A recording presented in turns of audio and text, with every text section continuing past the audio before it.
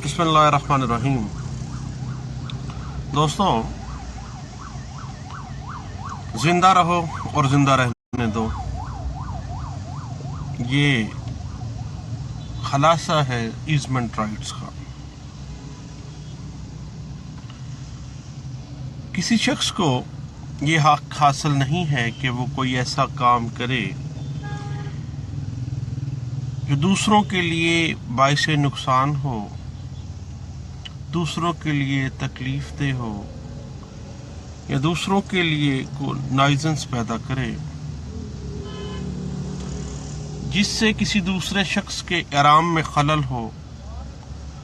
कोई शख्स अपने हमसाए के मकान के साथ फैक्ट्री लगाता है तो इससे इसके आराम और आसाइश में फ़र्क पड़ जाता है। तो अब जब उसके आसाइश और उसके आराम में फ़र्क पड़ा है तो उसके पास कौन सी रेमेडी कानून दे रहा है? तो वह है राइट ऑफ ईजमेंट की सूट फाइल करने की रेमेडी। हक के आसाइश जिसको कहा जाता है, हक की आसाइश एक ऐसा हक है जो एक शख्स की दूसरे शख्स की जायदाद के ऊपर होता है।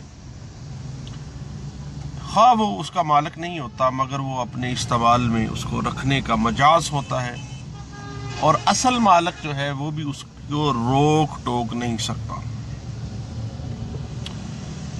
ईजमेंट राइट्स तीन तरह से, तीन हालात ऐसे हैं, मुख्तलिफ हालात हैं जिनसे ये पैदा होता है। नंबर 1 ये है मुआहदे के जरिए। नंबर 2, 20 साल तक एक जगह का इस्तेमाल करने की वजह से वो राइट क्रिएट हो जाता है। तीसरी चीज़ है रस्म व रवाज या कस्टम इस चीज़ की इजाज़त देते हैं कि वो उस हक के आसाइश को इस्तेमाल में लाए।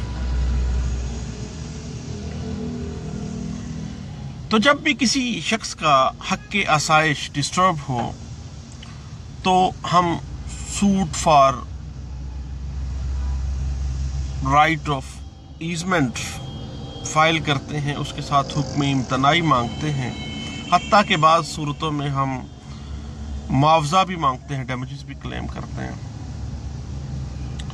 अर्जी दावे में जहां हक के आसाइश का फ़ायदा हासिल करना मतलूब हो तो उस हक के आसाइश की तफसीलात दर्ज की जाएंगी और ये ज़ाहिर किया जाएगा कि जो ईजमेंट राइट है उस बंदे को, जो प्लेंटिफ है, कब हासिल हुआ, कब उस पैदा हुआ है उसका राइट, और उसके मालिक ने जो असल मालिक है उस प्रॉपर्टी का, उसने उसके ईजमेंट राइट में कभी रोक टोक, कभी मदाखलत नहीं की। अब किस दौरानिये से असल मालिक से खतरा जाहिर हो गया है कि वो मदाखलत करेगा या मदाखलत उसने कर दी है, तो प्लेंटिफ को हुक्म इम्तनाई दवामी ताकीदी, उसके साथ साथ हरजाना बसूरत नुकसान भी तलब कर सकता है। और जहाँ तक हवा और रोशनी में रुकावट का ताल्लुक हो, जो भी ईजमेंट में हर्डल आ गई है, राइट जो इन्फ्रिंज हुए हैं ईजमेंट के, वो तमाम तफसीलात अर्जी दावे में तहरीर करनी चाहिए। और उसके अलावा प्लेंटिफ को डिफेंडेंट के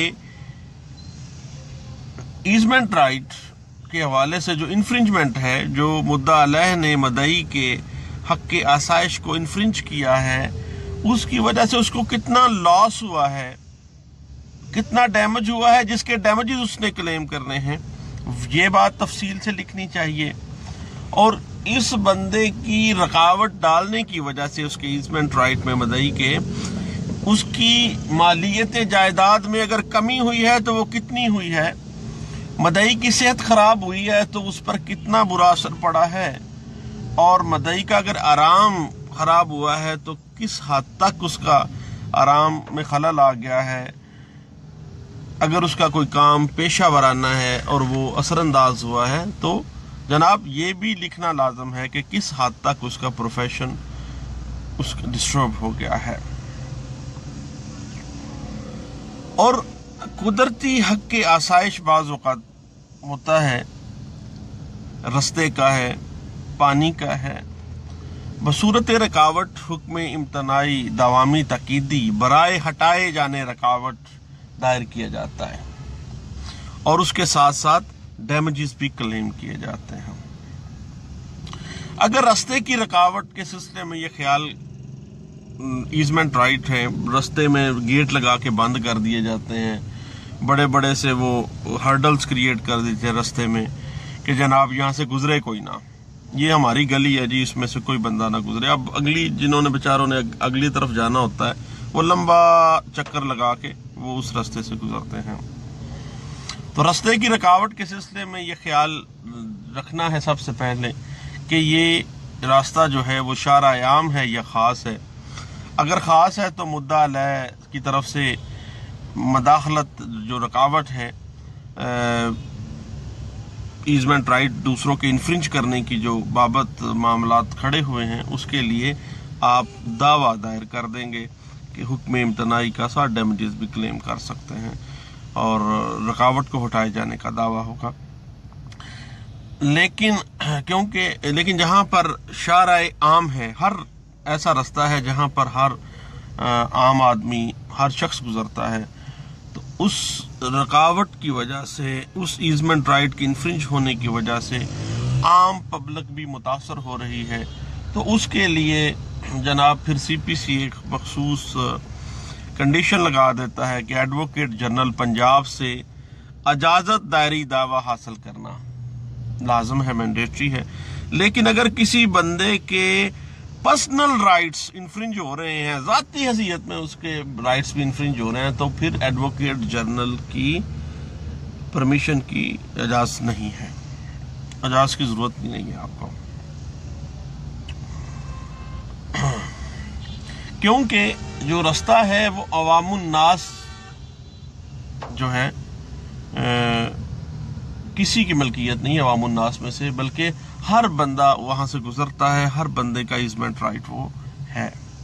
اب جو ایزمنٹ رائٹس کی انفرنجمنٹ کے حوالے سے جو ہم سوٹس فائل کرتے ہیں، اس کی کورٹ فیس کے حوالے سے بات یہ ہے کہ حق کے آسائش کی جو داد رسی ہے اس پر سیکشن 7 سب سیکشن 4 اور کلاز ای کورٹ فیس ایکٹ جو ہے وہ اس اپلائی ہوتی ہے، اور مدعی کو یہ اختیار حاصل ہے کہ وہ اپنی مرضی کے مطابق کورٹ فیس چشمہ کر دے. وہ کہے گا کہ 200 روپیہ مالیت دعویٰ مقرر کی جاتی ہے جس پر کورٹ فیس مستثنا ہے، اور مالیت دعویٰ بغرض اختیار سماعت بھی سوٹ ویلیویشن ایکٹ کے تحت وہی ہوگی جو مالیت کورٹ فیس پر مقرر ہے، یعنی سیم ہوگی، جتنی مالیت کورٹ فیس کی اتنی ہی مالیت اختیار سماعت کے حوالے سے.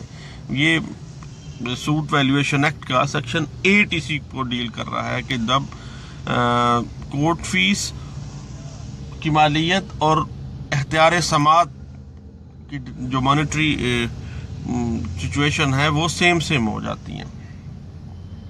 اس کے بعد جناب لمیٹیشن کیا ہے کہ اس کے اوپر آرٹیکل 120 آف لمیٹیشن ایکٹ 1908 کا اطلاق ہوتا ہے. حق کے آسائش کی جو میعاد ہے وہ 6 سال مقرر ہے، لیکن یہ ایک ایسا نقصان ہوتا ہے جس سے ہر روز نئی کاز آف ایکشن ارائز ہوتی ہے. گھر کے پیچھے ایک فیکٹری ہے جہاں سے دھواں آ رہا ہے، تو ہر روز ہی آ رہا ہے، جب دھواں آئے گا تب نئی کاز آف ایکشن ارائز ہوگی، تب یہ لمیٹیشن چلتی جاتی ہے. لیکن بعض صورتوں میں مثلا پانی کی رکاوٹ کے حوالے سے پیچھے سے پانی بند کر دیا گیا ہے کھالے کا، تو پھر اس پہ آرٹیکل 37 لمیٹیشن ایکٹ 1908 کا اطلاق ہوتا ہے. اس کی میعاد جو ہے وہ 3 سال ہے. اور اگر مدعی کے پرسنل حق کے آسائش کے اندر خلل ڈالا گیا ہے تو under article 23 of limitation act 1908 اس کی جو میعاد ہے وہ 2 ایئر ہے. تو یہ چند باتیں تھی جناب جو حق کے آسائش کے جو دعویٰ جات ہیں اس دائری کے وقت ہمیں مد نظر رکھنی چاہیے. میں نے سوچا دوستوں سے بھی شیئر کرتے ہیں. بہت شکریہ. اللہ حافظ.